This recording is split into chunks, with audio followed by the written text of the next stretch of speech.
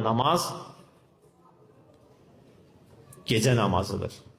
Harun Ər-Rəşidin zövcəsi olur, çox salihə qadın olur, adı Zübeyd olur, Allah ona rəhmət eləsin.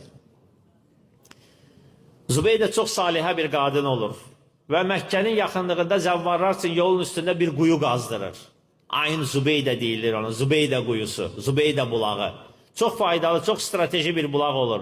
Orada hətta karvansara kimi qururlar ki, insanlar orada dayansınlar, dincəlsinlər, su içsinlər, özləri ilə su götürsünlər. Və o quyuyla Zübeydə daha da məşhurlaşır. Zübeydəni tanımayanlar, zəvvarlar həcə gələndə o quyuyla tanıyırlar ki, belə bir xanım var. Harun Ər-Rəşidin zövcəsi. Allah hər ikisindən razı olsun, hər ikisi rəhmət eləsin. Bu dünyasını dəyişir. Dünyasını dəyişir, salihlərdən biri yuxuda Zübeydəni görür.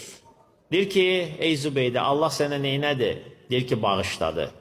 Və dərhal insan ağlına gələn o olur və onu da soruşur. Deyir, o quyuya mı görə bağışladı? Deyir ki, mələ'ayn və mələ'ayn. Deyir, nədir ki o quyu? Nə idi o quyu? Deyir, Allah tabi məni onunla bağışlasın. Deyir ki, innəmə ғafərə li Rabbi birak'ateyni kuntu usallihə fi cevfilleyl. Deyir, Allah tabi məni gecənin qaranlığında qıldığım 2 rəkətlərə görə bağışladı. Subhanallah. Qıldığım 2, niyə görə? Sirdir. Allah'ın öz arasında, insanların yatılı olan vaxtı, insan isti yorğan döşəyindən, şirin yuxusundan ayrılır, qalxır, Allah üçün 2 rəkət namaz qılır və onunla da Allah'ın rızasını qazanmış olur.